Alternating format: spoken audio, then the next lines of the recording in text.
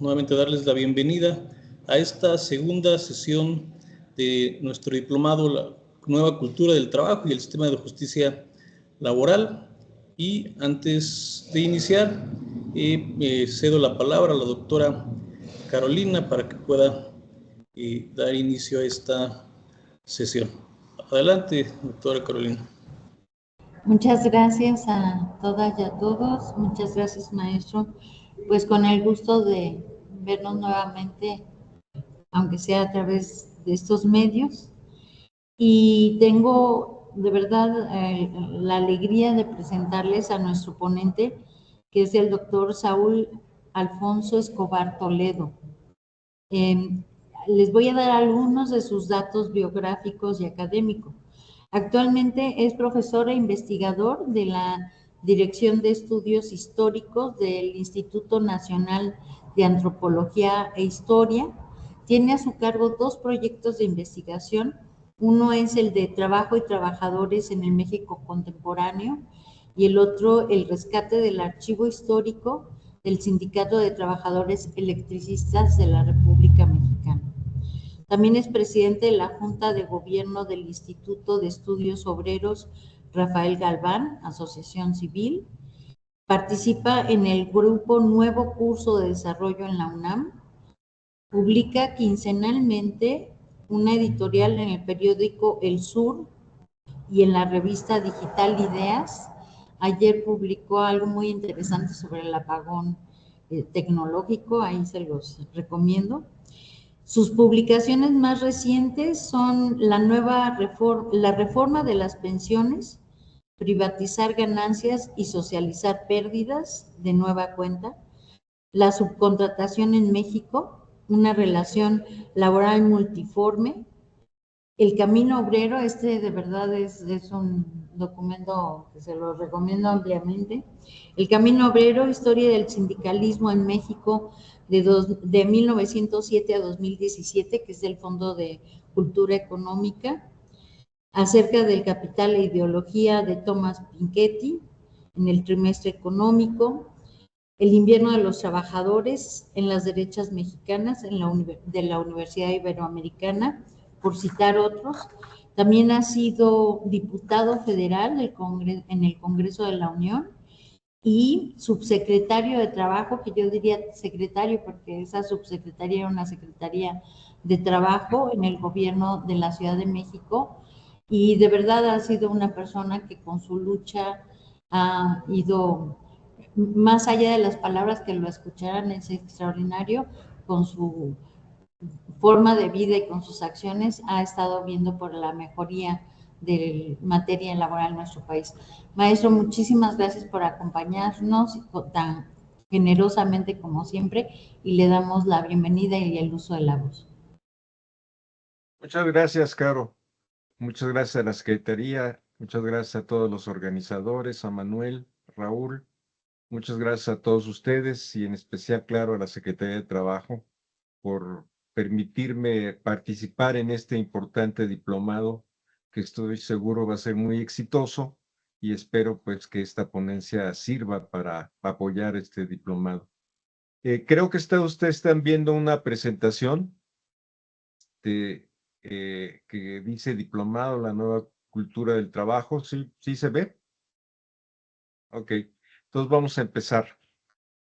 Antes de ir al tema que es el artículo 123 constitucional, vamos a hacer una breve introducción sobre cómo apreciamos nosotros, cómo entendemos nosotros el sindicalismo en la historia mundial. Porque si en algún asunto social, político, económico, debemos ver el contexto internacional, es en la historia del sindicalismo.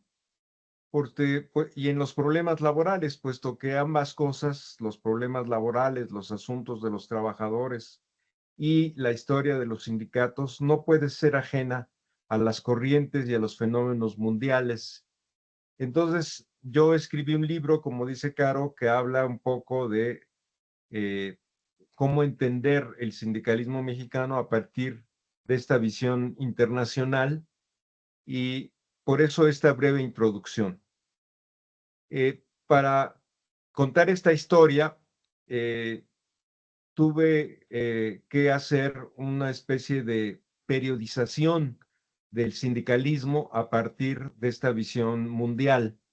Y yo considero que hay una primera etapa en la vida de los sindicatos que yo le puse como nombre de expansión creativa o de surgimiento creativo del movimiento sindical, perdón porque ando medio resfriado, que arranca desde el siglo XIX y principalmente desde la segunda mitad del siglo XIX y se prolonga hasta las vísperas de la Segunda Guerra Mundial, a finales de los años 30 del siglo pasado, y es la etapa de reconocimiento y de logro de las conquistas de los derechos fundamentales de los trabajadores. Son años en que se conquistan el derecho a organización, el derecho de asociación, el derecho de huelga y el derecho a la contratación colectiva. Derechos que si no existieran, pues no habría sindicatos, no habría movimiento obrero, no habría pues de qué hablar, sino que estos son, digamos, los asuntos fundamentales que debe reconocer toda la sociedad o cualquier sociedad. Pero claro, estos no existían antes, al contrario, estaban prohibidos, estaban vetados y la posibilidad de conquistar estos derechos, pues fue una lucha muy larga y yo creo que esta es la primera etapa del sindicalismo en el mundo. Pero también hay que decirlo que son años, sobre todo los que van en la segunda mitad, en el último tercio del siglo XIX y sobre todo los primeros años del XX, son años de insurrecciones obreras y de surgimiento y consolidación de partidos obreros. Los sindicatos se fortalecen en muchas partes del mundo, sobre todo en el mundo desarrollado, que estaba más industrializado como Europa y Estados Unidos, pero también surgen, sobre todo en estos lugares, pero no solo, pues partidos políticos que se reclaman de la clase obrera o que se dicen socialistas, laboristas o comunistas y que adquieren una importancia decisiva en las sociedades nacionales. Por ejemplo, en Europa y en Estados Unidos podemos empezar esta etapa que acabo de decir en los años 60 del siglo XIX, cuando surge la primera internacional y la Asociación Internacional de Trabajadores, un proyecto que unificó a sindicatos y luchadores sociales y políticos, particularmente de Inglaterra y Francia y en menor medida de Alemania, Bélgica, España, Italia, Polonia y Suiza. Esta primera internacional, claro, se hizo muy famosa porque ahí participó activamente Carlos Marx y Federico Engels, pero también Bakunin y otros líderes obreros y pensadores socialistas de esos años. Luego tenemos en 1871 la Comuna de París, que fue una insurrección popular que llevaron a cabo artesanos, obreros y ciudadanos de esa ciudad y de Francia, que con las armas lograron imponer un gobierno muy autogestivo que, claro, duró unos cuantos meses y fue reprimido brutalmente. Otra fecha importante es 1886 con la huelga general por la jornada de 8 horas en Chicago, y ya sabemos que desde entonces en todo el mundo se luchaba por esa demanda de las 8 horas diarias y se celebra el 1 de mayo. Fue un movimiento internacional a partir de la lucha de los trabajadores de Chicago. Y luego en 1915 y 17, pues la Revolución Rusa, en la que un partido obrero toma el poder y a nombre de los trabajadores se propone cambiar radicalmente la sociedad, en este caso Rusia, que luego se llamó Unión Soviética. Más particularmente podemos hablar de que en Inglaterra en 1903 surge el Partido Laborista. Los obreros sindicalizados habían crecido muy rápidamente, sobre todo entre 1885 y 1890. Hubo huelgas masivas muy importantes entre 1907 y 1913. En Alemania surge en 1863 la Asociación General de Obreros Alemanes, se unifican luego en todos los partidos y las ligas sindicales y surge el Partido Obrero Socialista Alemán. En Francia también surge el Partido Obrero y se crea en 1886 la Federación de Sindicatos. En 1906 está en una huelga general por la jornada de 8 horas. De tal manera que en estos y en muchos otros países, sobre todo europeos y en Estados Unidos, hay un crecimiento muy rápido y muy fuerte del movimiento sindical y el surgimiento también, como dije, de partidos obreros que van ganando también mucha fuerza, incluso en los parlamentos, en las cámaras de diputados de esos países. Pero este gran movimiento se ve interrumpido por la Gran Guerra de 1914-18. Sin embargo, los efectos de la conflagración de la guerra dieron lugar a la Revolución Rusa, como sabemos, pero también hay que tomar en cuenta que hubo insurrecciones armadas también y obreras en Alemania, la Revolución de Noviembre de 1918, que se alargó hasta 1919 y que hizo caer el Imperio Alemán y hacer surgir la primera República Alemana, lo que se llama la República de Weimar. También, pocos años después, sin embargo, hay otra insurrección obrera armada que tiene lugar principalmente en Hamburgo. Entonces, como dije, estos años que van de la segunda mitad del 19 hasta los primeros años del 20, antes de la Gran Guerra, pues son años de consolidación y de conquista de los derechos laborales de los obreros en el mundo y el surgimiento de partidos obreros o socialistas en estas partes del mundo. Bueno, para que ustedes tengan la película completa, yo digo que después de la guerra y después de la crisis del 29, pues se va abonando el camino para que después de la Segunda Guerra Mundial, ya en los años 40, surja el estado de bienestar, que será el momento en que los sindicatos logran conquistar gobiernos o influir decisivamente en las políticas públicas y crear lo que se llama el estado de bienestar en los países capitalistas. Y son los mejores tiempos de la clase obrera y de los sindicatos en todo el siglo XX, incluso en lo que va del XXI. Y esto se debió también en buena medida en que la lucha entre las dos superpotencias, Estados Unidos y la URSS, pues favoreció que en estos países capitalistas pues hubiera políticas muy progresistas en favor de los trabajadores. Y la tercera etapa pues surge después del derrumbe de la Unión Soviética y hay un momento pues que yo llamo de derrota y repliegue del movimiento sindical que se ubica en el último tramo del siglo XX, particularmente desde el primer gobierno de la Thatcher en Inglaterra, la caída del muro de Berlín, como dije, y la desaparición de la Unión Soviética. Y es donde inicia el periodo neoliberal, que pues todavía persiste de alguna manera hasta nosotros, aunque hay quien dice que ya el periodo neoliberal pues ya no existe. Pero bueno, esta sería otra discusión que no vamos a dar aquí, pero solo quería darles esta visión general de los siglos del 19 al 21 para que ustedes tengan una idea de dónde estamos.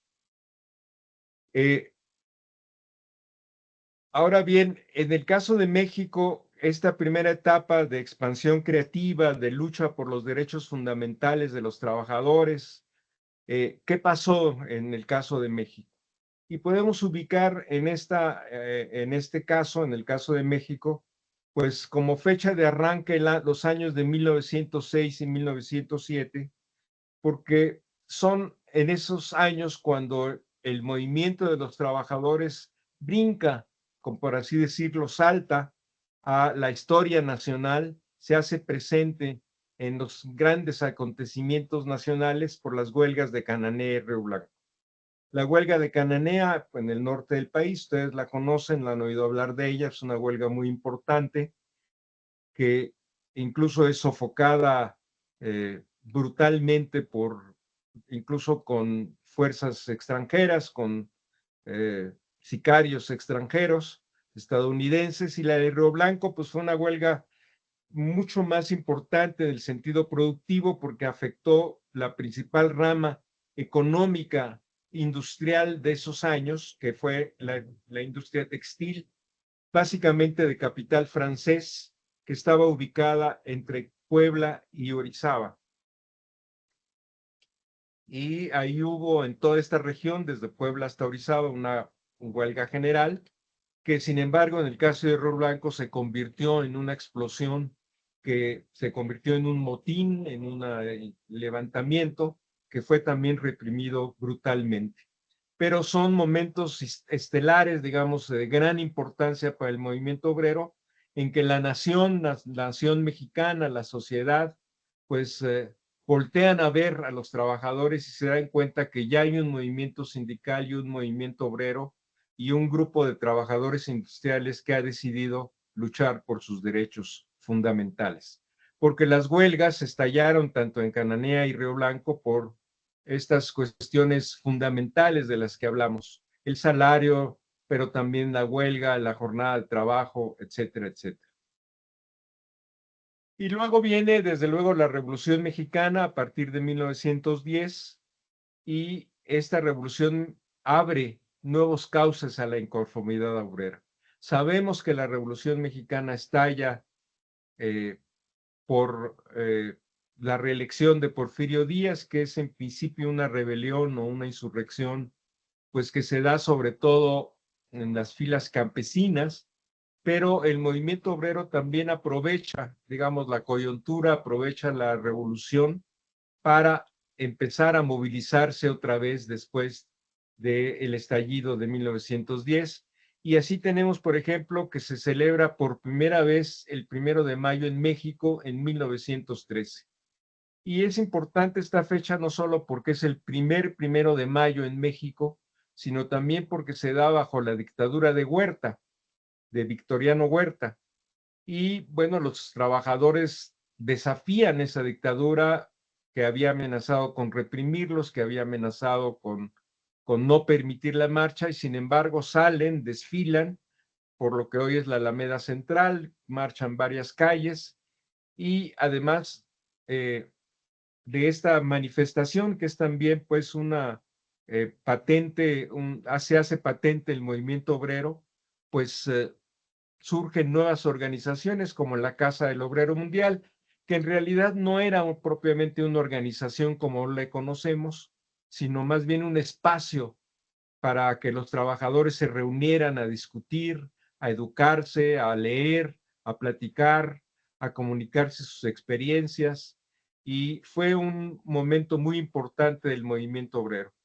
Como sabemos también, la Casa del Obrero Mundial pacta con los constitucionalistas en 1915, y esto ayuda a que los derechos laborales fueron adoptadas por las facciones revolucionarias que triunfaron después de la derrota de Zapata y Villa, y sirvió también, como vamos a ver, para que la Casa se extendiera a otras partes del país gracias a este apoyo que logró con el acuerdo con Obregón en 1915 para combatir sobre todo a Villa, no tanto a Zapata, pero sí a Villa bajo las fuerzas del llamado constitucionalista.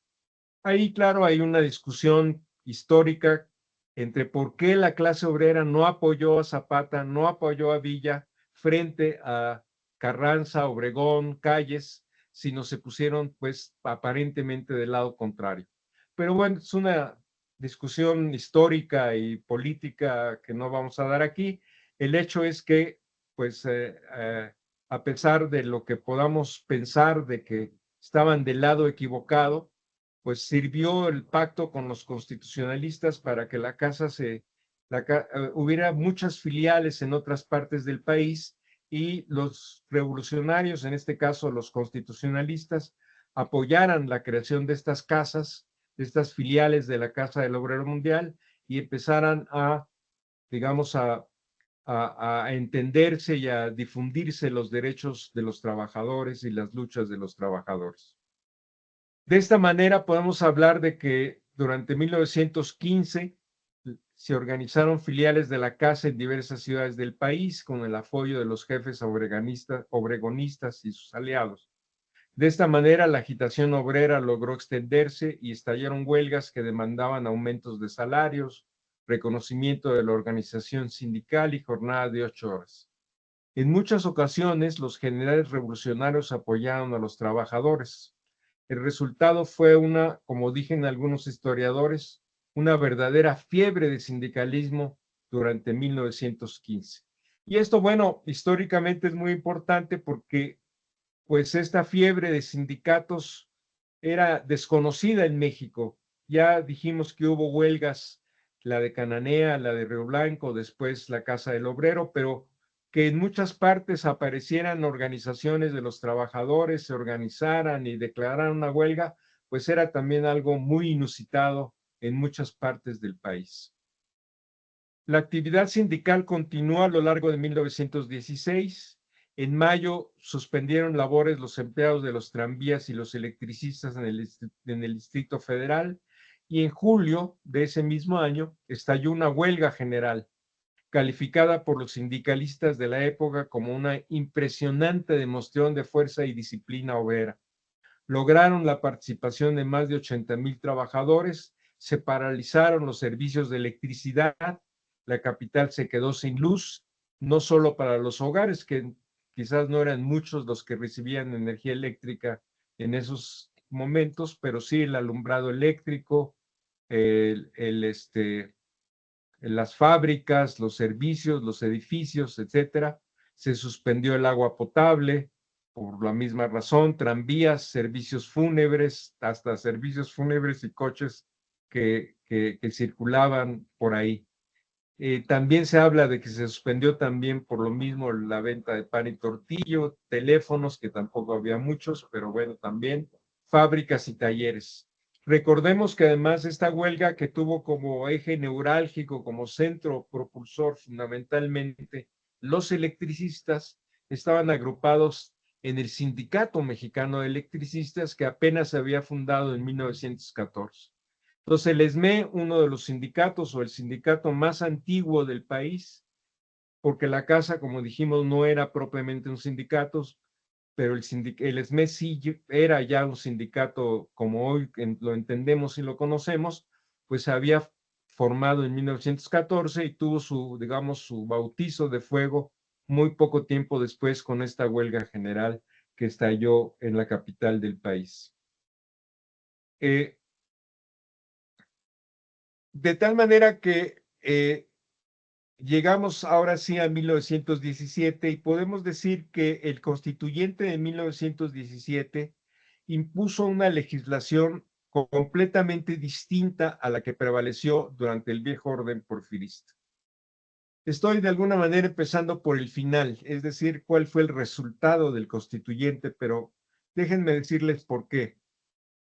Hay que subrayar esta cuestión de que el constituyente dio lugar a una legislación completamente distinta a la que prevaleció durante el viejo orden porfirista, que la legislación del porfiriato consistía en mantener la disciplina de la fuerza de trabajo sin reconocer los derechos obreros. Es decir, no es que faltara o se dejara de reconocer algunos, que no había ninguno. Es que los obreros no tenían ningún derecho y así estaba, digamos, legislado. Los obreros no deberían tener ningún derecho. Su única obligación y su único derecho es obedecer al patrón. En cambio, la nueva Constitución se orientó a proteger a los trabajadores, como veremos, de manera muy amplia y muy fuerte, muy potente, y a instaurar un equilibrio más justo en la relación entre el trabajo y el trabajo y el capital. Este matiz me parece que hay que subrayarlo porque, digamos, de pasar a un régimen en el que se desconocía todos los derechos de los trabajadores, o dicho en otras palabras, no se reconocía ningún derecho de los trabajadores, se pasó en relativamente poco tiempo, como vamos a ver, a reconocer muchos derechos de los trabajadores y a tener una constitución que los protegía de manera muy fuerte, muy potente, muy extensa. Entonces, este cambio fue, digamos, dramático, de no tener nada a tener de alguna manera, por así decirlo, mucho en la ley, mucho en la Constitución, mucho en el artículo 123, mucho en el sentido de tener muchos recursos legales para proteger la vida de los trabajadores y sobre todo para desarrollar a los sindicatos, a los contratos colectivos, a la lucha obrera. Entonces, esto quiero que lo tengan ahí en mente porque el cambio fue brutal, digamos, fue de la noche a la mañana, fue muy profundo y muy rápido y muy completo y muy profundo. Por eso digo que en un periodo relativamente corto, los trabajadores mexicanos ganaron los derechos y conquistas que se les habían negado violentamente en 1906 y 7, y además lograron abrirse espacio dentro del poder político del país. Pues, puesto que así como en Europa y en Estados Unidos, pero sobre todo en Europa, no solo hubo reconocimiento de los derechos sindicales y organización de sindicatos que a veces contra la ley, a veces ya con la ley en la mano pudieron organizarse y crecer muy rápidamente.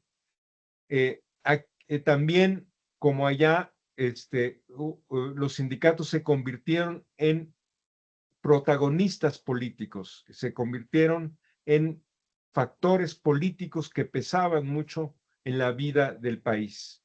Pero, como dije, aquí en México este cambio se logró en prácticamente 10 años, entre 1906, 1907 y 1917, lo que en Europa quizás costó o se logró durante, pues por lo menos 25 años, si no es que 30, desde finales del segundo, cuarto, tercio del siglo XIX hasta a veces principios del XX. Y luego, claro, después de 1917 surgieron distintas organizaciones sindicales, ya que tenían el permiso, pues dijeron, ahí voy, y surgieron la Confederación Regional Obrera de México, ligada a los gobiernos de Obregón y Calles. De alguna manera hubo un cierto apoyo oficial en la creación de la CROM. El anarquismo construye la Confederación General de Trabajadores y los comunistas la Confederación Sindical Unificada de México. Esto sucede después de 1917 y en los primeros años 20, en los primeros años de la década del 20 del siglo pasado. Ahora sí entremos a la discusión del artículo 123 de la Constitución. Y bueno, para decirlo en términos muy históricos y muy precisos, podemos decir que a las 10:15 de la noche del 23 de enero de 1917 concluía la 57 sesión del Congreso Constituyente celebrado en Querétaro, dando por terminada así una larga discusión que llevó a la aprobación del artículo 123 constitucional.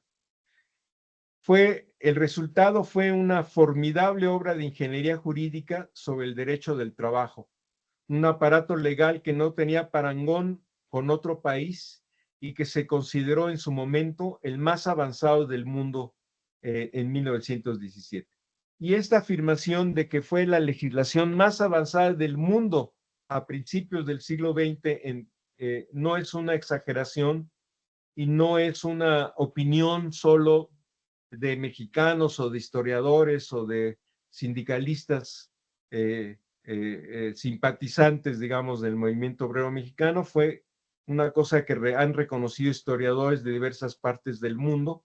Hay que además reconocer, claro, que esta constitución se pactó, como decimos, en enero de 1917, el 123, la constitución, como todos sabemos, terminó, o sea, se terminó el constituyente el 5 de febrero, pero la República de Weimar, que será otro punto importante en la historia del movimiento obrero, como ya dijimos, y sobre todo la Revolución Soviética, sucederán después. La Revolución Rusa es hasta finales de 1917, que de alguna manera se había iniciado desde 1905, pero no había triunfado, y triunfa hasta 1917, pero ya hasta finales del año, y la República de Weimar es más bien de 1918. Entonces, realmente la Constitución del 17 no tenía antecedentes europeos, estadounidenses, de otras jurisdicciones, de otros aparatos o doctrinas jurídicas, y fue una invención realmente genial, para decirlo de alguna manera, de los constituyentes del 17. Y bueno, aquí se los presento a los diputados constituyentes para que vean que eran gentes que ahí se ven muy formalitos. Pero bueno, como dije, la Constitución del 17 y sobre todo el 123 puede apreciarse mejor a la luz de la creación de la OIT, la Organización Internacional del Trabajo, que se creó un año después del armisticio que se firmó al concluir la Gran Guerra, es decir, después de 1918, como parte del Tratado de Versalles. Claro, no voy a narrar aquí toda la historia. Ustedes saben, Alemania es derrotada en la Gran Guerra, también fue derrotada en la Segunda, pero también en la llamada Primera, o mejor dicho, la Gran Guerra, y como resultado de la rendición de Alemania y de sus aliados, se pacta el Tratado de Versalles, y ahí, sobre todo los estadounidenses, insisten en que la paz, la conquista de la paz, el regreso a la paz, después de la rendición, tendrá que ser no solo con el hecho de que Alemania se garantice que ya no va a volver a armarse y que está de alguna manera sujeta a distintas condiciones, sino también, dice Estados Unidos, bajo nuevas condiciones sociales y políticas. Y de ahí surgimiento de la OIT, se crea también la Liga de las Naciones, que es el antecedente de la ONU, pero la OIT pues todavía vive, subsiste hasta ahora y es un organismo muy importante, pero la Carta Constitutiva de la OIT se crea entre enero y abril de 1919, es decir, 2 años después de la Constitución de 1917, del 123, por una comisión de trabajo que se reunió en París y luego en Versalles, ahí mismo en Francia, que fue presidida, por cierto, por Gompers, presidente de la Federación Estadounidense del Trabajo, la American Federation of Labor, que todavía, claro, subsiste y todavía vive y sigue siendo una de las centrales más importantes de Estados Unidos. Pero vean ustedes que en la Constitución de la OIT, bueno, claro, se pactan y se reconocen derechos muy importantes de los trabajadores ya a nivel mundial, pero esto fue, insisto, 2 años después de la Constitución del 17. También hay que decir que en América Latina, por esos años, solo 2 países habían reconocido el derecho a la asociación sindical, Brasil y Colombia. La reglamentación jurídica sobre el trabajo avanzará posteriormente, pero luego, en años posteriores, en Argentina, Bolivia, Chile, etcétera, pero sucederá hasta los años 20 y 30 del siglo pasado. Pero, como dije, a pesar de que la OIT, o más bien tomando en cuenta que la OIT se constituye 2 años después, también hay que decir que lo que la Carta Constitutiva de la OIT fue incluso menos avanzada que la Constitución y el artículo 123 de la Constitución. Por ejemplo, en la OIT no se reconoció en ese momento el derecho de los trabajadores a participar en las utilidades de las empresas, la reglamentación y el pago de las horas extras todavía en ese momento, en 1919, no estaba o estaba de manera muy poco clara. La obligación de los trabajadores a proporcionar habitaciones a sus trabajadores, la obligación de otorgar un espacio para mercados públicos en pueblos y ciudades que albergaran centros de trabajo, y el derecho de huelga y el paro por obreros y patrones también estaba muy poco dibujado en la Carta Constitutiva de la OIT en 1919. Podemos revisarla y en otra ocasión ustedes como tarea vayan a consultar la Carta Constitutiva de la OIT y la comparen con el 123 y verán que pues era más avanzada fue más avanzada en su momento el 123. Ahora, claro, el 123 mexicano pues no surgió de la nada. Uno de los antecedentes más importantes fue el programa del Partido Liberal Mexicano, que había ya planteado desde 1906 la necesidad de procurar un mejoramiento de las condiciones de trabajo para el bien de toda la nación y de un mejor desarrollo de la industria, la agricultura y el comercio. Pero también sabemos que el Partido Liberal Mexicano fue, digamos, encabezado por los hermanos Flores Magón, y que sobre todo Ricardo, pues muere en Estados Unidos, perseguido, preso, por ser un consecuente anarquista que luchó por sus ideales. Y claro, esta idea del movimiento obrero la fue elaborando a lo largo de todos estos años posteriores hasta su muerte, pero el antecedente de la doctrina y de lo que planteaba regeneración el órgano del Partido Liberal Mexicano, pues fue muy importante como antecedente de la Constitución del 17.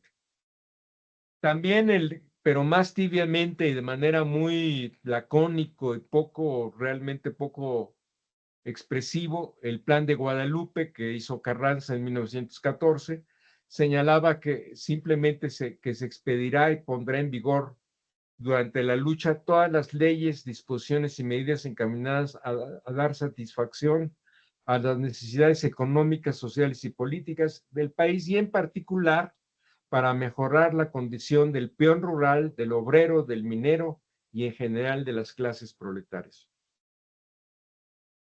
Pero como ven, pues era un planteamiento muy general que no especificaba exactamente en qué iban a mejorar las condiciones de los trabajadores.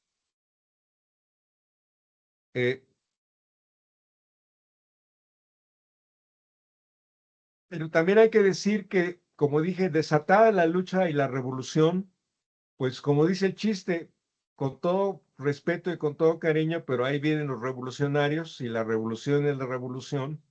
Y bueno, pues en algunos estados, algunos jefes revolucionarios expidieron leyes obreras muy avanzadas, por ejemplo, sobre el salario mínimo, sobre jornada de 8 horas, sobre la prohibición de tiendas de raya. Por ejemplo, la ley del 6 de octubre de 1915 en Veracruz fue muy importante y muy avanzada para su época también.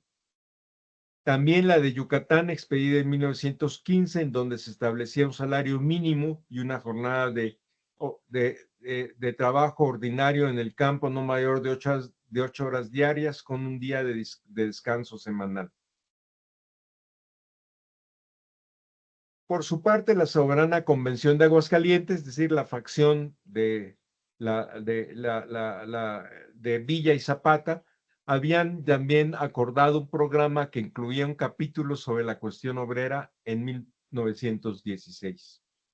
Un capítulo que, a pesar de ser importante, pues como podemos ver si lo analizamos, a pesar de Zapata y a pesar de Villa, fue un capítulo relativamente menos importante, menos extenso, menos protector de los trabajadores que el 123. Y bueno, aquí está desglosado qué pactó, qué acordó el constituyente en el artículo 123. Precisó con detalle los derechos obreros en 30 cláusulas, nada menos 30. Los diputados constituyentes incluyeron la reglamentación de los contratos de trabajo, es decir, lo que deben contener los contratos de trabajo, la duración de la jornada, por supuesto, de manera extensa o más detallada, 8 horas, el trabajo nocturno, el trabajo para mujeres, etcétera, los días de descanso obligatorios, el trabajo de menores y mujeres, el salario mínimo, el tiempo de trabajo extraordinario, cómo debe pagarse, el derecho a la habitación de los trabajadores, como ya dijimos, una cosa inusitada en el derecho no solo mexicano, sino mundial, la obligación de los patrones de otorgar terrenos para centros educativos y servicios municipales, las indemnizaciones por accidentes de trabajo y enfermedades profesionales, medidas de higiene y seguridad en el trabajo, qué hacer o qué indemnización pueden reclamar los trabajadores por despidos, cómo regular los créditos y deudas de los trabajadores, también lo hace de manera más o menos extensa y detallada. Hay que decir que además, en muchos casos, los constituyentes estaban pensando en el peón acasillado en la tienda de raya, no solo en el obrero industrial. Entonces ahí también hay una cosa ahí en el 123 que hoy nos puede parecer completamente obsoleta, pero que tenía que ver con esta situación todavía del peonaje de las haciendas. Servicios de colocación de empleos mediante bolsa de trabajos que deben haber en distintas partes del país, con cómo regular la contratación de trabajadores extranjeros y cajas de seguros populares de invalidez y vida, de cesación involuntaria de trabajo y accidentes de trabajo, lo que después será el seguro social. Y aquí hay que decir que en este caso, el artículo 123 está todavía por cumplirse, porque no hay un seguro sobre cesación involuntaria de trabajo, es decir, sobre desempleo. Mientras que otros países de América Latina ya después nos rebasaron, pues en México todavía no hay un seguro de desempleo como se pactó en el 123 constitucional. Todavía, después de más de 100 años, todavía hay un faltante muy importante en lo que pactó el 123 constitucional. Pero bueno, también habla de sociedades cooperativas, desde luego del derecho de asociación sindical, es decir, sindicatos, sobre huelgas y paros. Y otra cuestión muy importante, la regulación de conflictos entre obreros y patrones mediante juntas de conciliación y arbitraje. Yo diría, para decirlo muy rápidamente y provocar un poco la reflexión, que todos estos derechos que acabo de mencionar nunca se habían pactado en una constitución de una nación, de un país, tan detalladamente, tan extensamente, tan claramente, y como dije, fue una legislación sumamente avanzada en los dos sentidos, en comparación a lo que existía en el mundo en ese momento y en comparación a lo que vivía o lo que había en México durante el porfiriato. Como dije, fue un cambio total, radical y profundo y muy completo. Pero debo decir que esto de la regulación de los conflictos por medio de juntas de conciliación y arbitraje fue, yo diría, la única concesión que se le dio a la derecha del constituyente. Y ahorita vamos a ver por qué o de qué hablo con la derecha del constituyente de 1917. Y bueno, ¿cuál fue la composición del Congreso Constituyente? ¿Algún testigo o alguien que estuvo en esas y que después escribió, un diputado constituyente y después escribió un libro sobre lo que desde su punto de vista, de su mirada, su testimonio había pasado? Dijo que entre los 220 delegados había 62 abogados, 22 oficiales, o sea, militares de alto rango, 19 agricultores, 18 profesores, 16 ingenieros, 16 médicos, 14 periodistas, 7 contadores, 5 líderes obreros sindicales, 4 mineros, 3 ferrocarrileros, 2 farmacéuticos, un actor, yo creo que de circo, y 31 representantes de otras profesiones, entre ellos artesanos, comerciantes, empleados, etc. Pero ¿qué es lo que ustedes pueden ver aquí?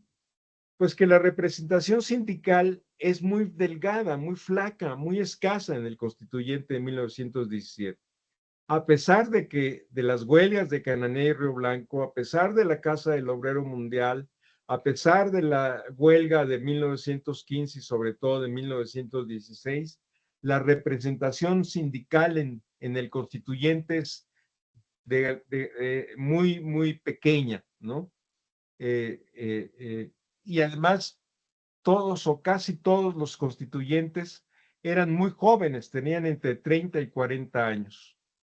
De tal manera que imagínense un Congreso Constituyente más o menos con esta composición, y pues un poco lo que nos sorprende en primer lugar es cómo se les ocurrió una legislación tan avanzada en materia laboral.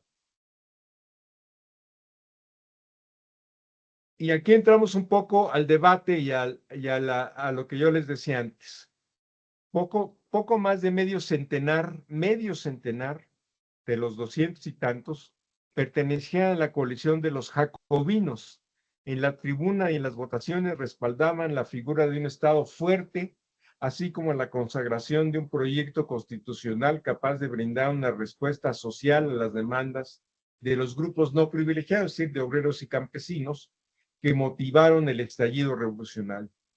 Ese posicionamiento también les valió el apelativo de radicales, pero en realidad su rasgo principal era su autonomía y yo diría su oposición al primer jefe, es decir, a Carranza. Eran un grupo opuesto a Carranza y su decisión estaba muy clara, había que cambiar el proyecto original que Carranza había mandado al Congreso Constituyente. Los diputados que figuraban de manera prominente en la izquierda, para llamarlo de alguna manera, o en el ala jacobina o radical, eran revolucionarios que habían luchado con las armas en la mano y como dice el testigo, el relator que hizo esta reseña del constituyente, jóvenes de sangre ardiente, decía. Y bueno, ahí están Francisco J. Mújica, Esteban Vaca Calderón, que participó en las huelgas de Cananea, Heriberto Jara, Cándido Aguilar, otro sindicalista, Rafael Martínez Escobar, Juan de Dios Bojorques, Froilán Manjarres, etcétera, etcétera, algunos de los cuales no alcanzaban, dice, la edad de 25 años. El ala derecha, por su parte, estuvo como núcleo fundamental diputados porfiristas renovadores que habían laborado en la Secretaría de Instrucción Pública, como Félix Palavicini, José Natividad Macías, Alfonso Cravioto, y Pastor Rué, que es precisamente el que hace este testimonio que estoy citando, es que el constituyente que narra un poco las andanzas del constituyente del 17. Bueno, aquí repito, el constituyente no vivía en una isla, en una burbuja, estaba presionado por los acontecimientos, sobre todo por las huelgas que habían acontecido un poco antes en la Ciudad de México. Perdón, ellos estaban en Querétaro, pero desde luego les llegaba el eco de las huelgas. Incluso algunos de ellos las habían visto de manera directa, por supuesto. Y ¿qué propuso Carranza? Que tanta oposición levantó del grupo de la izquierda y del constituyente. Pues en el caso laboral mandó una propuesta que en el artículo 5 mantenía básicamente lo mismo que la Constitución de 1857. Lo único que agregaba era que los contratos solo deberían durar un año. ¿Y por qué un año? Porque estaba pensando Carranza en el peón acasillado, en el peón de Hacienda, el cual tenía contratos pues que a través de la tienda de raya se perpetuaban por generaciones, incluso no solo por toda la vida del peón, sino hasta por sus hijos y por sus nietos, etc. Era el pretexto de los hacendados para mantener sujeto bajo un régimen servil, digamos, a los peones de Hacienda. Entonces Carranza estaba pensando, pues vamos a darle una chancecita a esos peones para limitarlos por un año y que no siga la práctica de las tiendas de raya y toda esta idea de que las deudas se transmitían del padre al hijo y del hijo al nieto, etcétera, etcétera, ¿no? Por eso levantó tanta ámpula el proyecto de Carranza, no solo en cuanto a presión obrera, también en cuanto a muchas otras cuestiones, sobre todo en el artículo después que fue 27 sobre la tierra, pero nosotros estamos en la cuestión sindical, ¿no? Y ahí la historia es que la primera comisión, formados por los diputados Mújica, Román, Monzón, etcétera, le tocó hacer el dictamen del artículo quinto que mandó Carranza y dijo que iba a hacerle algunas adiciones. Y las adiciones que hizo incluyeron: nadie puede ser obligado a prestar trabajos personales sin la justa retribución, que es otra vez pensando en el peón acasillado; la jornada de máxima de 8 horas, ahí sí ya entró, que no la traía Carranza; los conflictos a través de la conciliación y el arbitraje; la prohibición del trabajo nocturno; el descanso dominical obligatorio; el trabajo igual a salario igual para ambos sexos; el derecho de huelga y las indemnizaciones por accidentes y trabajo. Así iba el quinto constitucional, ya con una dictamen que sobre todo Múgica y otros diputados habían revisado para que en el dictamen incluyera estas nuevas cuestiones. Ya no era el proyecto de Carranza, ya era un proyecto nuevo, gracias a la intervención de Múgica y otros diputados constituyentes. Y decía Jara en el constituyente, bueno, nada más ahí se los dejo, pero decía, los jurisconsultos, los tratadistas, los abogados, etcétera, encontrarán hasta ridícula esta proposición. ¿Cómo va a consignarse en una constitución la jornada máxima de trabajo? Eso no debe ir en una constitución, decían los abogados de ese entonces. Y bueno, él argumenta muy con una buena oratoria, pues ¿por qué debe incluirse en la Constitución? Pues derechos fundamentales de los trabajadores, como la jornada de 8 horas, que en ese momento estaba argumentando en el Congreso Constituyente, pero que después también incluía el derecho de huelga, etcétera, las cosas que acabo de mencionar.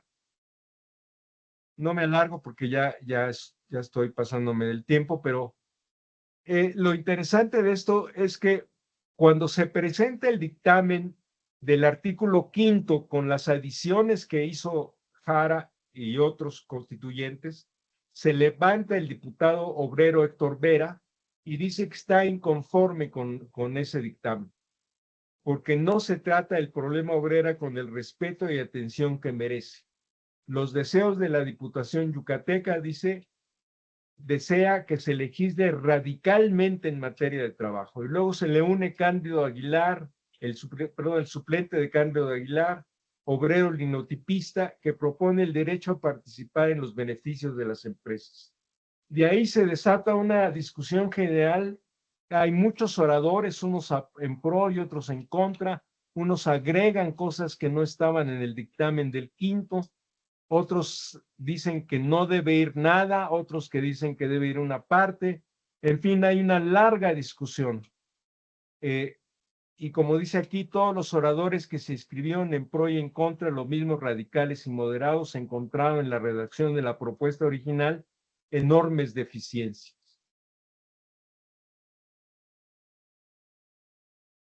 Pero por fin, el 13 de enero de 1917, la Comisión de Constitución y Reformas, integrado por Pastor Roa, que es el que hizo la narración que les acabo de decir, pero también Esteban Baca, un sindicalista probado, anarquista, o por lo menos parte del grupo de Flores Magón en su tiempo, y otros proponen un nuevo artículo completamente distinto. Ya no era el artículo 5 de Carranza, ya no era el dictamen enriquecido del quinto, ya era un artículo completamente nuevo, que ahora sí se llamó artículo 123.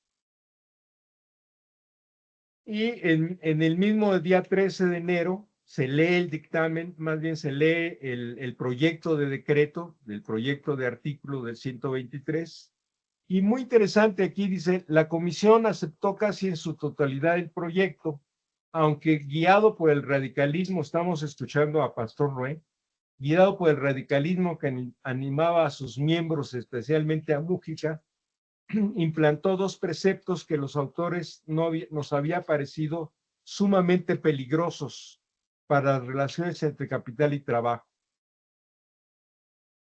Sobre todo en un país, dice, como el nuestro, que había vivido por siglos bajo un régimen feudal, y fueron la participación de los obreros en la utilidad de las empresas y la obligación impuesta a estas de proporcionar habitaciones a sus trabajadores.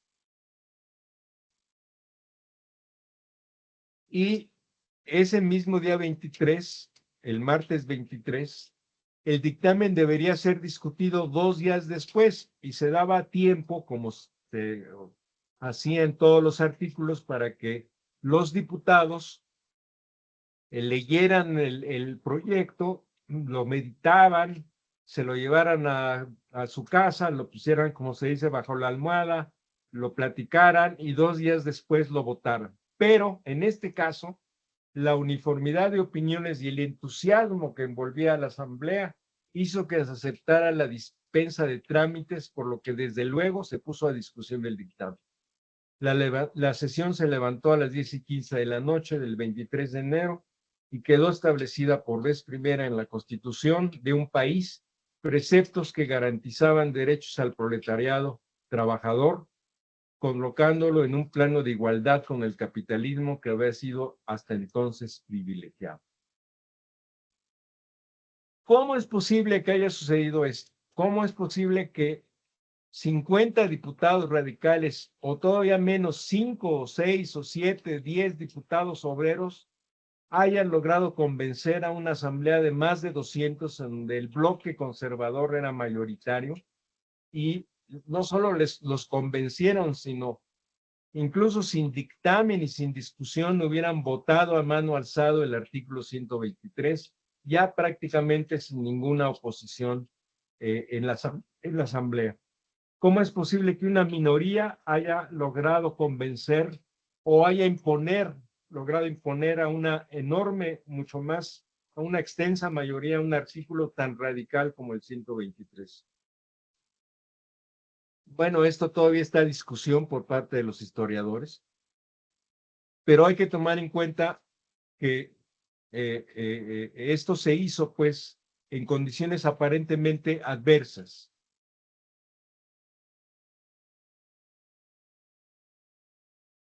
Desde nuestro punto de vista, el 123 fue el resultado de varios factores.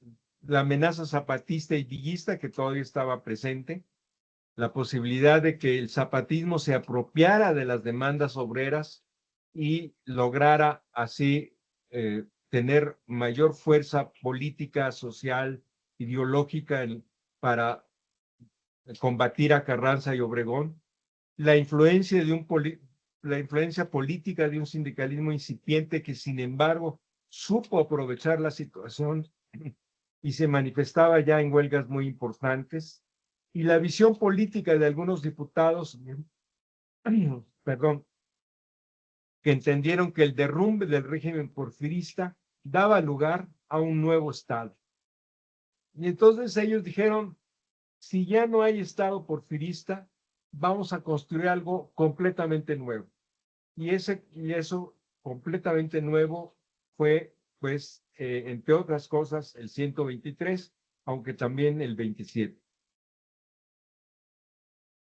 De esta manera surgió una nueva concepción sobre los derechos de los trabajadores y una nueva doctrina que dio sustento a leyes y a la organización del Estado. Es decir, había un Estado nuevo a partir de esta nueva doctrina laboral y, como han dicho varios especialistas e historiadores, fue un salto cualitativo y cuantitativo en la protección de los asalariados. Hubo, si se quiere llamarlo así, una revolución cultural, la cual surgió al calor de los debates en un tiempo récord y supo imponerse ante el desconcierto y, digamos, la falta de iniciativa o la falta de legitimidad de la fracción carrancista, que ya no pudo oponerse a estos cambios tan importantes en la Constitución. Claro, una vez aprobado el 123, el problema central fue naturalmente cómo hacerlo realidad. Porque está muy bonito el 123, pero como dije, algunos de sus artículos aún hoy no se han cumplido. Y para los trabajadores, el reto, pues el desafío, lo que quedaba era hacer realidad el 123. Lo acordado en Querétaro no se aplicaría solo por estar escrito en la nueva Carta Magna, y su implementación requirió un sindicalismo muy activo. ¿Quién, sino los trabajadores, podían ser los únicos interesados en llevar el 123 a la realidad de las fábricas y de las relaciones, obviamente, entre los patrones y los trabajadores? Esta lucha convirtió a los trabajadores y en particular a los sindicatos en actores políticos principales o muy importantes después, en los años 20 y 30 del siglo pasado. Pero esa, como dicen, es otra historia. Y aquí terminamos. Perdón por la ronquera, pero No, al espero que se contrario. haya entendido. Gracias. Ya con esto termino. Extraordinario, maestro. Muchísimas gracias. Es muy ¿Quito alentador. esto?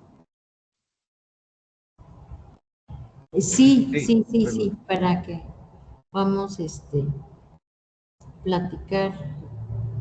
Si todavía tienes tiempo, nos queda ahí tiempo, Sí, vamos a hacer ahí, ¿verdad? eh, Ya, gracias. ahí, ¿verdad? Sí, sí, excelente, excelente. Y creo que todos los que estamos aquí nos da mucho orgullo escuchar toda la importancia que ha tenido este artículo en el ámbito nacional e internacional, como bien decía el maestro. No sé si alguien quiere hacer una pregunta, un comentario. Muy interesante, muy bien, nos dicen por acá. Mientras se animan los compañeros, bueno, vamos a hacer también alusión a que ese artículo 123 también incluía ya el derecho de las mujeres de la lactancia, de dar 2 veces durante media hora dentro de la jornada de alimentar a sus hijos, y que desafortunadamente sigue estando escrita en los mismos términos. Pero no sé, aquí vamos a aprovechar la inquietud de nuestros compañeros para escuchar sus preguntas. Estoy buscando, pero que ya me perdí porque no las encuentro en preguntas y respuestas. Dice, ¿por qué Néstor de Buen le llamó un milagro político? Ya que Carranza no tenía intenciones sociales y el 23 fue redactado por un guanajuatense, José Natividad Macías. Es uno. Y la otra es, ¿qué opinión tiene acerca de la propuesta de reducir la jornada de trabajo a 40 horas? Excelente, gracias, maestro. Y luego hay otra que dice, antes de la promulgación de la Constitución del 17, ¿en dónde se resolvían los conflictos laborales? Si quieres contesto estas, Caro. Sí, muchas gracias. Bueno. Bueno, el milagro político es un poco lo que yo también traté de, no me acordaba que Néstor de Bueno hubiera hablado de milagro político, pero es un poco lo que yo traté aquí de señalar de cómo una minoría de diputados logró doblegar, ya sea por el convencimiento, ya sea por la fuerza de los argumentos o por la fuerza política que eso significaba, la fuerza ideológica que eso significaba, doblegar al grupo carrancista que prácticamente no quería moverle nada a las cuestiones laborales. Hay una discusión por qué Carranza fue tan mezquino, tan conservador, tan poquitero, digamos, tan reservado para mandar un proyecto de constitución que prácticamente era una calca de la del 57.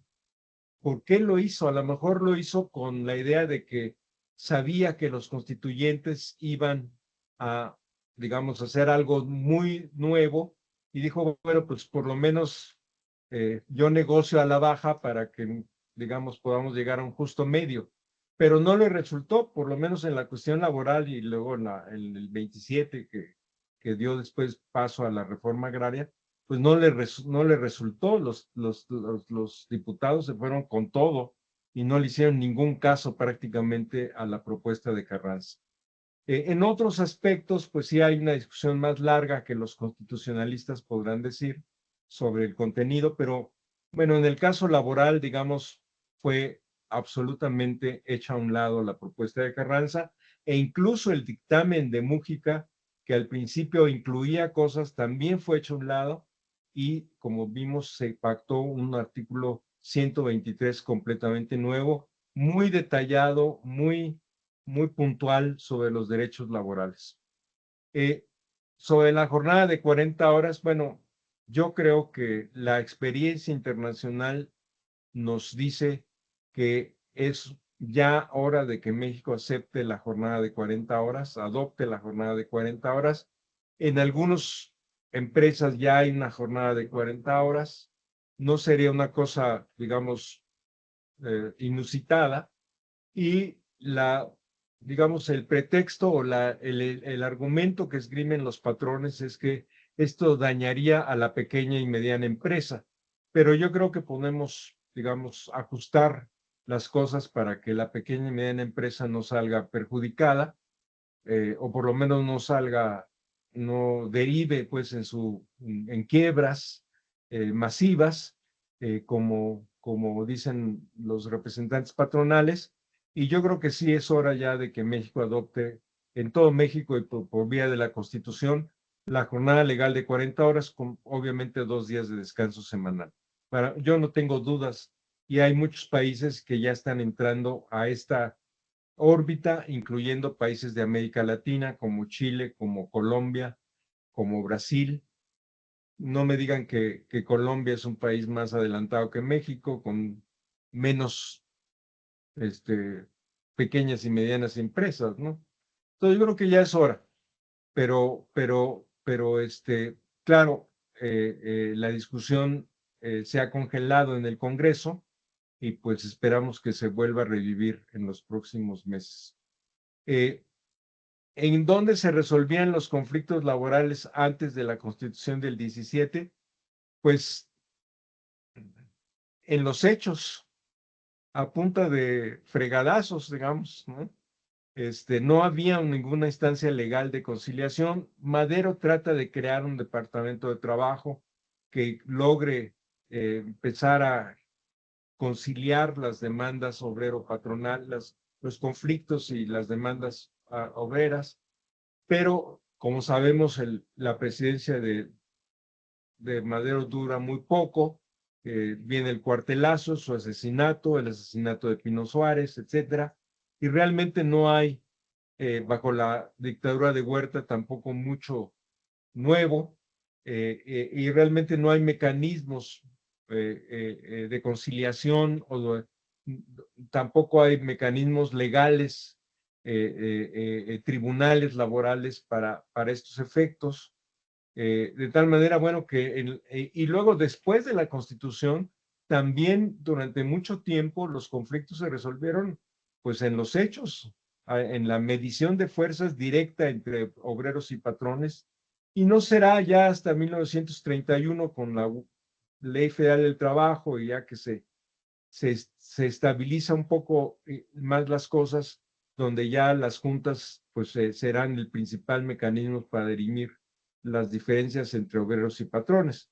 Pero esto tarda, no es inmediato después de la Constitución del 17 y en buena medida las huelgas que se estallan en los años 20 fueron huelgas pues de hecho, como se decía, por acción directa, que no le pedían permiso a nadie, no había emplazamiento a huelga, no había nada más que la acción directa de los trabajadores y bueno, en muchos casos fueron reprimidos violentamente. Tomando en cuenta los derechos humanos debe ser universal, será prudente modificar el 123 para tener un solo apartado, se deberá de seguir separando a los trabajadores. Sí, claro, yo también estoy completamente de acuerdo en que haya un solo apartado. En realidad, la creación del apartado B, ya muy entrado el siglo XX, en los años 60, es una decisión política, no una decisión por motivos laborales.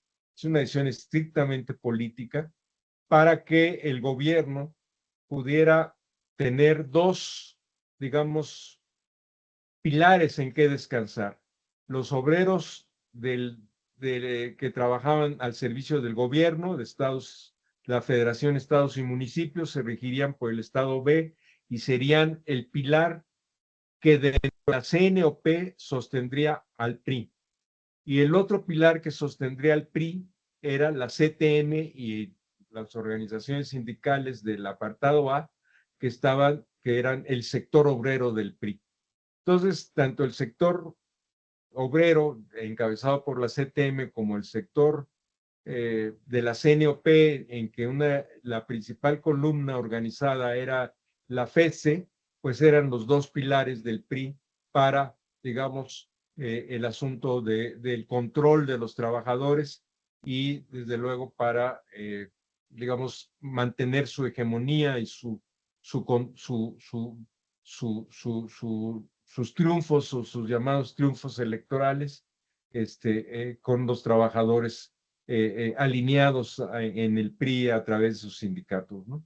Entonces tiene que desaparecer eso, no lo veo a corto plazo muy viable, pero sí desde luego creo que es necesario y además de alguna manera la irracionalidad, la tontería de tener dos apartados se refleja con toda claridad, con toda crudeza en tener dos instituciones de seguridad social, el ISSSTE y el IMSS, que es un desperdicio de recursos. Es completamente ineficiente tener dos recursos para lo mismo, dos institutos para lo mismo, que hacen exactamente lo mismo. Claro, en su origen se suponía que el ISSSTE era una especie de seguro social más escogido, ¿no? Más fifí. Pero bueno, esto se vino abajo muy pronto, ¿no? Y ahora al contrario, no sé si esté equivocado, pero creo que el que es fifí es el seguro social y el que es más amolado es el ISSSTE. Pero bueno, eso ya es una opinión personal que no tiene mucho que ver, pero el hecho de que haya el IMSS Bienestar que quiere hacer de la seguridad social una seguridad universal, como lo han intentado otros gobiernos, pues nos habla de que no necesitamos dos instituciones de seguros, de seguridad social. Entonces esto ya nos habla pues de la necedad de mantener dos apartados. Y como decía un compañero laboralista, si te rompes una pierna, duele lo mismo si eres apartado A que apartado B. Sí. Aquí hay Y te otra pregunta, accidentes también. bueno, más bien un comentario. Dice que con Madero se creó el Departamento del Trabajo, el cual conciliaba los intereses de las partes. Creo que es algo que Sí, tú comentabas. sí, Y pero viene, duró muy poco. duró muy poco. Y lo que pregunta, de igual manera tendría que unirse el servicio que tienen los petroleros, nos pregunta Carla Álvarez. Bueno, yo creo que con el tiempo sí, igual que los electricistas, pero claro, son derechos adquiridos que no fácilmente los mismos petroleros y los trabajadores electricistas van a querer ceder, pero pues digamos que mm, lo mejor sería tener un sistema universal de seguridad social. Aunque esto tome mucho tiempo o vaya por partes o vaya gradualmente, pero sí, en la medida en que haya menos repeticiones, menos duplicaciones, perdón, menos duplicidades, pues creo que es mejor para el país y para una mayor eficiencia y un menor gasto y un mejor servicio para todos los trabajadores del país, de tal manera que no haya trabajadores de primera y de segunda por trabajar en tal o cual lado. Lo mismo sucede en el caso de las pensiones, pero bueno, ahí entramos a los derechos adquiridos en los contratos colectivos y estos, pues, desde luego son irrenunciables. Muchas gracias. Aquí el maestro Raúl Martínez dice, partiendo de la redacción original, ¿cuáles son las principales reformas a favor de los trabajadores al artículo 123 a la fecha? Bueno, las principales son las que yo mencioné al principio: el derecho de huelga, de organización, de contratación colectiva, aunque no es muy explícito, pero se habla de que los contratos colectivos deben contener tal y cual cosa, los derechos individuales más importantes, la jornada de 8 horas, lo que hablaba Caro de derechos de las mujeres.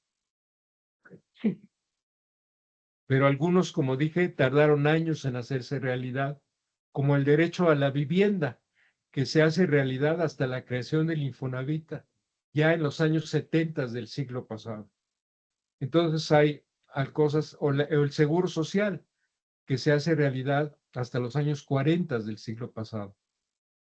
Entonces es una miriada, una gran arsenal de derechos laborales que durante distintos momentos de la historia de México en el siglo XX y aún en el XXI se están haciendo realidad. Sí, sí, nos hace falta. Y bueno, mientras llega otra, y si se puede todavía, maestro, a mí me gustaría preguntarle, en ese Carolina, momento, perdón, hay una pregunta en preguntas y respuestas perdón, que dice, ¿qué opinión le merece el término de 45 días naturales para agotar la conciliación en el nuevo modelo de justicia laboral? Es que en el chat y en preguntas hay preguntas. muchas gracias, maestro. A ver dónde está. Es que hay un PIR arriba, bueno, a pesar de que aquí el maestro Abraham nos dio un curso ayer del Teams, creo que todavía no le tomo, pero ahí está, como bien dice el maestro Manuel. ¿Qué opinión le merece el término de 45 días naturales para agotar la conciliación en el nuevo modelo de justicia laboral?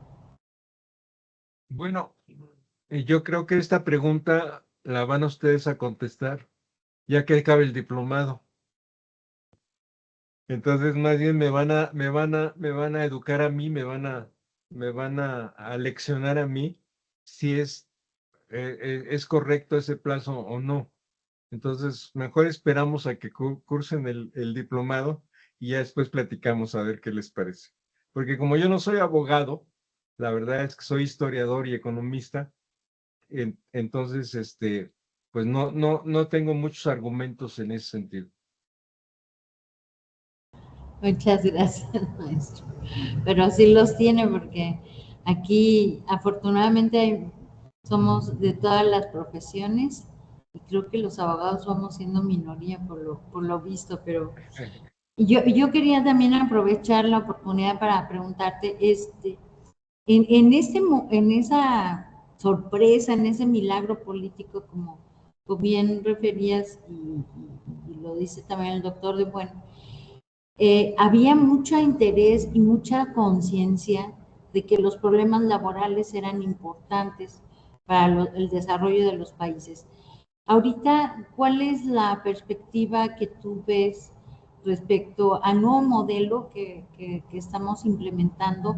Tú decías que se pudieron implementar este artículo 123 en la medida que se pudo, porque había un sindicalismo fuerte. Ahorita, ¿cuál sería tu opinión al respecto?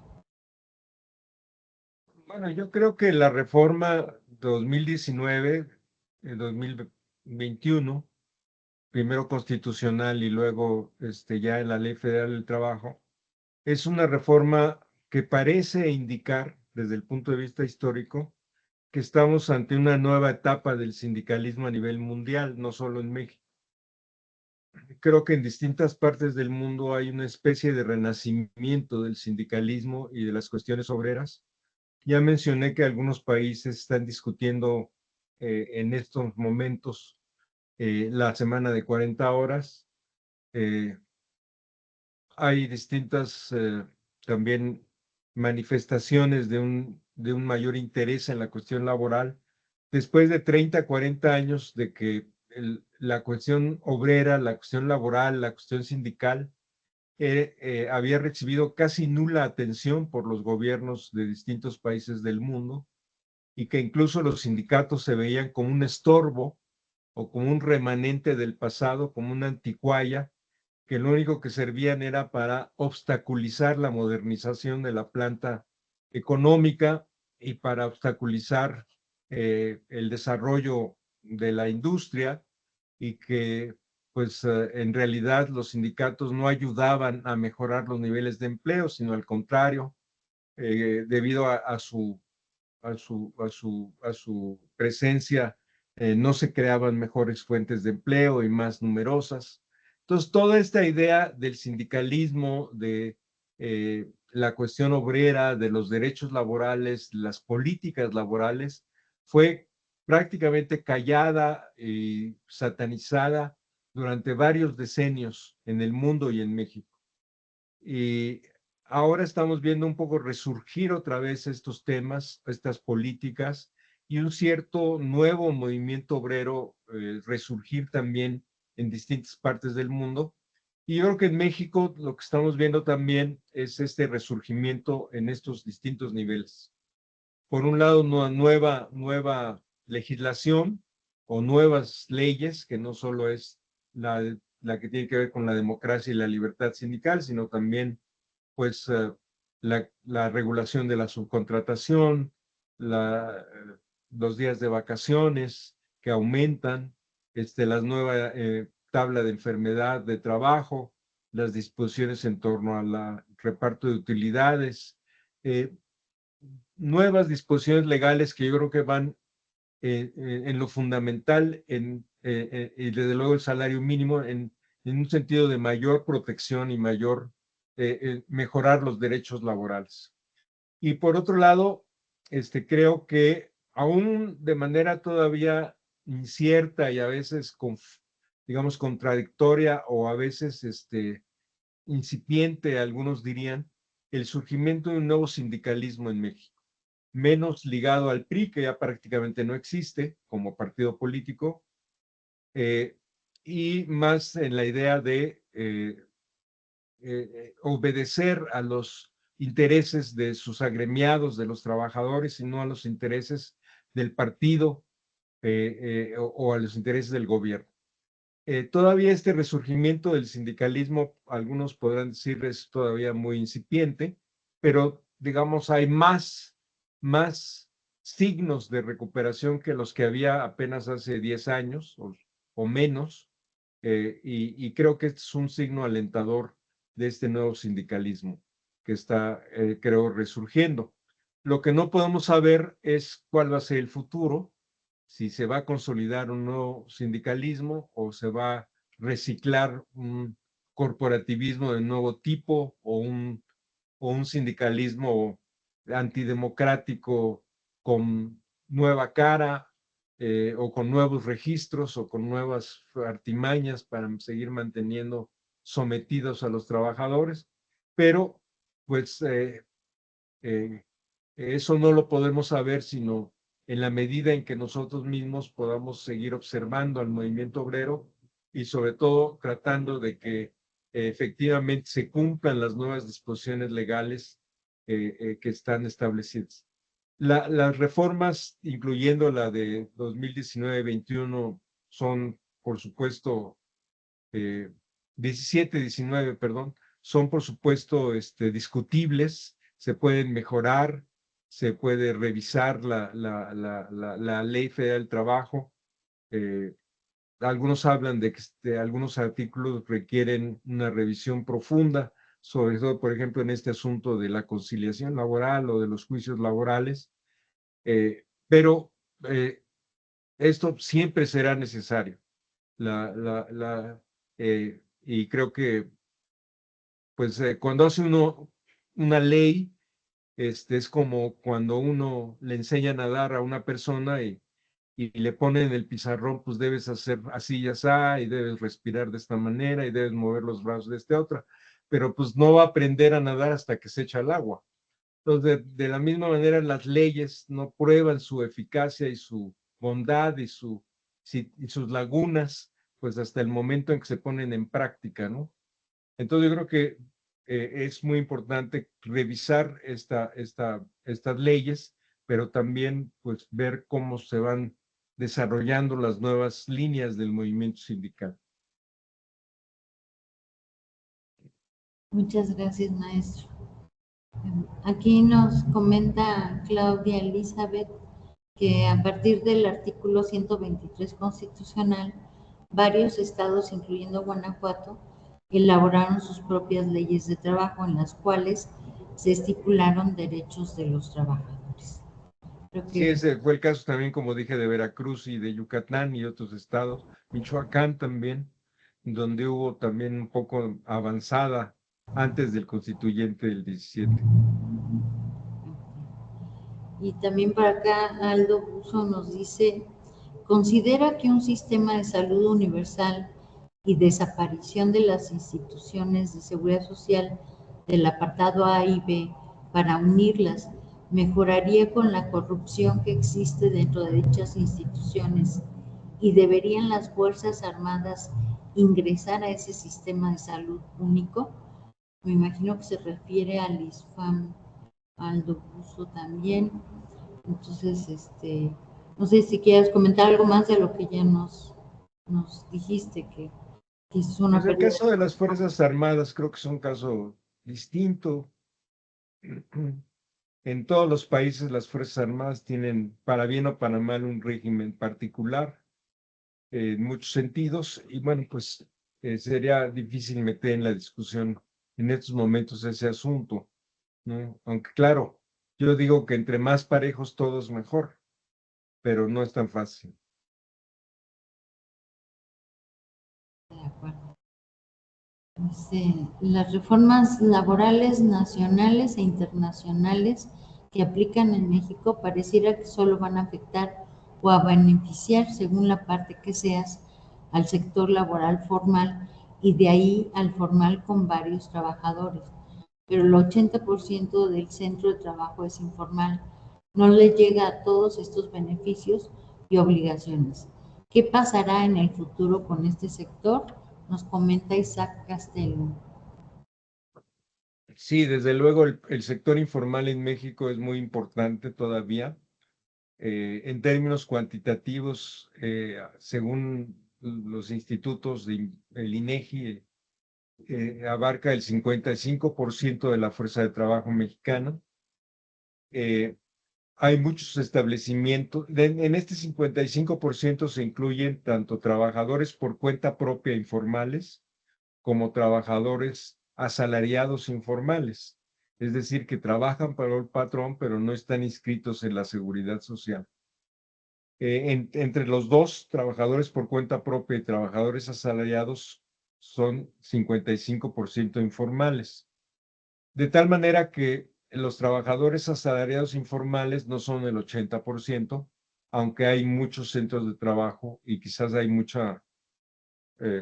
también centros de trabajo que falsean la información y no están realmente inscritos sus trabajadores en el Seguro Social. Pero bueno, independientemente de la cifra, el hecho es que sí sigue siendo un sector importante. Pero la manera de combatir al sector informal es mejorando las condiciones del sector formal, porque muchos trabajadores, y bueno, esto lo podemos escuchar todos los que tenemos contacto con distintos tipos de trabajadores, dicen, ¿para qué me voy a trabajar a una fábrica si gano más vendiendo discos pirata, ropa usada, lo que ustedes quieran en la calle, ¿no? Y esto sucedía cuando el salario mínimo era verdaderamente un salario absolutamente insuficiente para cualquier cosa. En la medida en que va mejorando el salario mínimo y las condiciones de trabajo, esto va atrayendo también trabajadores que dicen, vamos a dejar mejor la calle, nos metemos a trabajar en un establecimiento formal para mejorar nuestras condiciones de trabajo, para tener una pensión en el futuro, para estar en el seguro social, para tener un mejor salario, etc. La otra lado de la moneda es, claro, no hay suficiente oferta de trabajo formal. Y esto, bueno, tendrá que ser motivo de una discusión más amplia, en donde, pues, tenemos que pensar que el empleo que es resultado del crecimiento económico, de un crecimiento económico más acelerado. El crecimiento económico no es suficiente, pero es condición de una mejoría de los trabajadores y en particular de una reducción del trabajo informal. No basta el crecimiento económico, pero sí es una condición necesaria. Y además de tener un mayor crecimiento económico, pues tenemos que tener políticas públicas que ayuden a que ese crecimiento se traduzca en mejores salarios, mejores condiciones de trabajo, mayor oferta de un trabajo digno para los trabajadores. Entonces, esas dos partes son las que tenemos en este momento y pues esperemos que sigamos avanzando en mejorar los niveles de vida de los trabajadores y en esa medida abatir el trabajo informal. Completamente excelente visión, muchas gracias, maestro. También aprovecho para comentarles de la plática pasada, yo que de darles una sentencia, precisamente en este tema que dice el maestro, de que no necesariamente es de que sea trabajo informal, sino que muchos patrones no registran a sus trabajadores en las instituciones de seguridad social que les corresponden. Y hay, no he encontrado la sentencia, que se las debo, del caso en particular que les ponía, que nos tocó en la Junta Especial 20, pero sí encontré una tesis que habla de lo mismo, de la obligación del patrón de pagar incluso las aportaciones retrasadas, aun cuando el trabajador haya fallecido. El derecho de seguridad social es un derecho humano y muchas veces esta simulación de relaciones de trabajo donde los patrones no dan de alta a los trabajadores, pues ocasiona esta problemática. También por ahí, y aprovechando para que descanse un poco la garganta del maestro Saúl, encontré una noticia, se las haremos llegar como información complementaria, por si la quieren leer, de una resolución de Costa Rica, de lo que veíamos el martes pasado respecto al caso de los trabajadores de Uber. Entonces, no sé si maestro Manuel, alguien más quiera hacer una pregunta. Tú, Saúl, me da pena, se ve que estás esforzándote mucho, pero es una oportunidad de escucharte, entonces no sé si quieran comentar algo, maestro Raúl. Sí, bueno, también como tú acabas de mencionar, hay políticas laborales que pueden abatir la informalidad, como esta de los trabajadores por plataforma, que en realidad son trabajadores asalariados, pero no reconocidos como tales. Entonces ahí también falta una política y una legislación que pueda rescatar a esos trabajadores, asegurarlos y reconocerlos como trabajadores asalariados. Hasta ahorita son en realidad trabajadores informales, ¿no? O deberían, o están catalogados como trabajadores informales. Y hay otros grupos de trabajadores parecidos, productos de las nuevas tecnologías o productos de condiciones laborales especiales, que también la legislación tiene que atender. Perdón.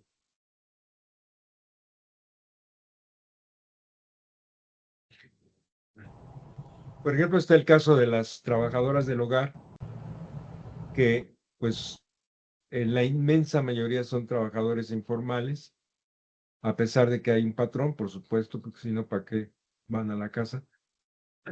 Pero hay también mecanismos para asegurarlas que están facilitando la tarea para el patrón de asegurarlas y pues ojalá prosperen estas medidas, ¿no?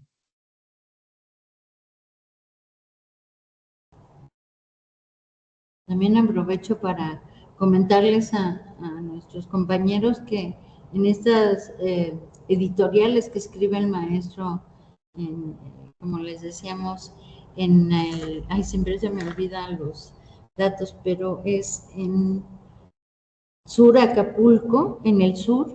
Ahí también encontrarán sus criterios respecto a esto de las 40 horas que le hacían al principio la pregunta, cuál es su opinión respecto a los 40 horas, que hace aproximadamente 15 días se publicó y también se los recomiendo, no sé.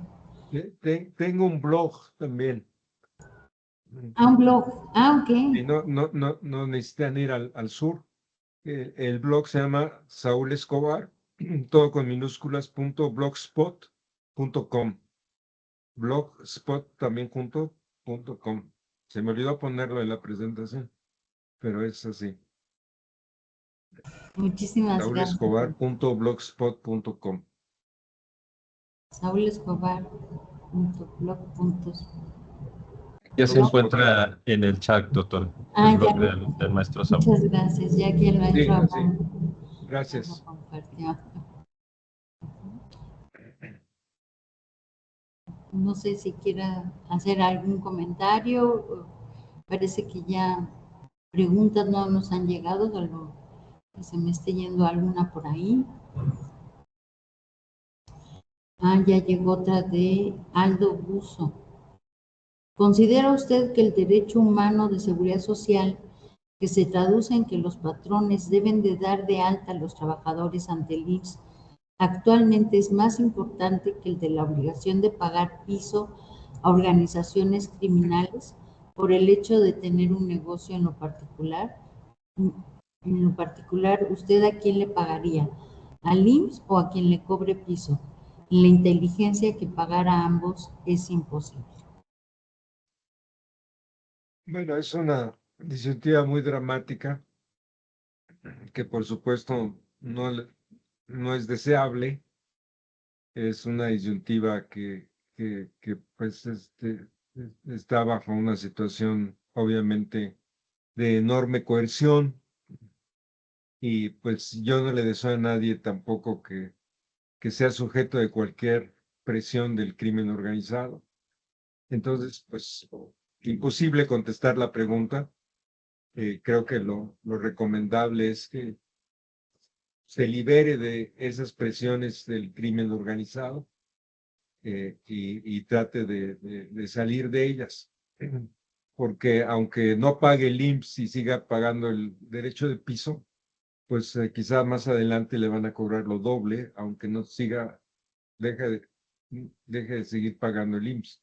Entonces creo que ahí es una problemática pues completamente distinta a la que estamos discutiendo. Y yo lamento mucho esta situación para quien hace la pregunta y le deseo pues que ojalá te encuentre una solución lo más pronto posible y que sobre todo que su familia y él mismo estén seguros y sanos en el futuro y en estos momentos. Muchas gracias, maestro.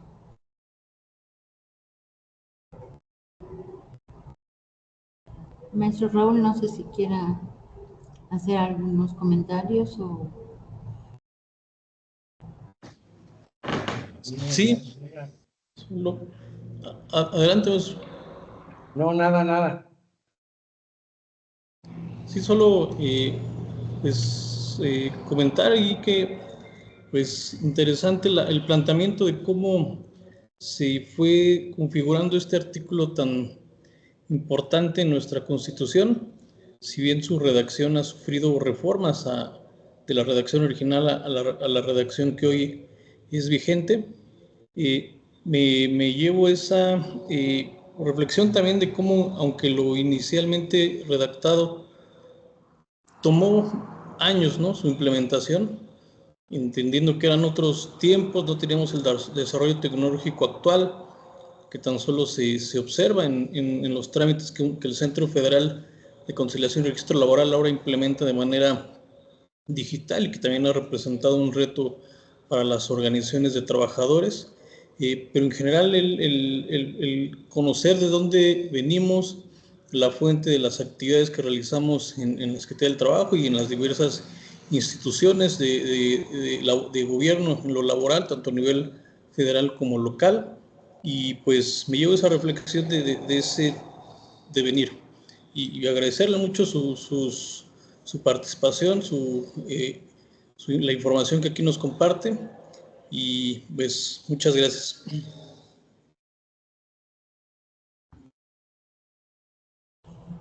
Maestro Manuel, no sé si tenga algún comentario que nos pueda compartir. Gracias, Carolina. En realidad, solo agradecer a Saúl la disposición y las reflexiones que nos ha hecho para este diplomado en relación al origen del artículo 123 constitucional. Creo que es una buena base para seguir en el análisis de las transformaciones en el mundo del trabajo en nuestro país. Esto que ahora nos ha narrado Saúl como parte de los acontecimientos históricos, con un contexto muy amplio del desarrollo del sindicalismo, también sirve para ir desmitificando y reivindicando la lucha por la organización sindical, porque como bien decía él, se han desprestigiado por distintas razones a las organizaciones de los trabajadores y también han jugado un papel muy importante en los equilibrios y en los cambios, en las transformaciones de las condiciones laborales, incluso de vida de la clase trabajadora. Entonces yo creo que es una buena base para las próximas reflexiones que iremos haciendo. Y además agradezco a Saúl no solo por ser buen amigo, por estar incluso con problemas con la garganta, pero que ha terminado estoicamente su exposición, y agradecer a todas su interés, que hayan estado hasta el final en todo esto y las preguntas que se han hecho, que sin duda son interesantes y que a veces no necesariamente porque son parte del tema, sino parte de las inquietudes o las cuestiones que nos preocupan en lo cotidiano. Habrá, como decía Saúl, la posibilidad de irlas reflexionando en su tiempo y con su tema para encontrarle, si no soluciones, sí, por lo menos para poderlas entender mejor y ver qué caminos o qué alternativas se pueden generar, porque no son a muchas de las preguntas que se han hecho sobre el trabajo informal, sobre el trabajo de plataformas, sobre trabajadores del hogar, las posibilidades de encontrarles un camino para el trabajo digno son complicadas, no es un tema solo de la autoridad, es un tema más complejo y que involucra más actores. Pero en fin, de eso se trata, de que discutamos aquí las necesidades de ir consolidando un nuevo modelo laboral. Así como nos dijo Saúl de que el 123 marcó un paradigma entre lo que era el régimen anterior del porfiriato con las necesidades que se vislumbraban con la revolución, así vamos a ver cómo ahora esta reforma está generando un nuevo paradigma y una nueva lógica de construir relaciones obrero-patronales. Por eso agradecemos mucho a Saúl su presencia. Gracias, Carolina, y gracias a todos. No sé si hay algún mensaje ya nada más sobre la lectura que haremos al respecto, y si no, pues ya muchas gracias para despedir a todos. Gracias, Saúl. Gracias, Manuel. Sí, la lectura siguiente se las estaremos enviando en unos minutos, terminando esta sesión, igual con las mismas instrucciones que la anterior. Cualquier duda, comentario, estamos atentos en los datos de contacto que ya les hemos proporcionado, y solo finalizar señalando que ya el link de pase de asistencia está habilitado, y sin más, pues agradecer la asistencia y vernos en la próxima sesión. Muchísimas gracias. Hasta luego, gracias, saludos. Gracias, Saúl. Nos vemos, Caro, nos vemos, Manuel, nos vemos, Raúl. Hasta luego. Saúl, muchas gracias.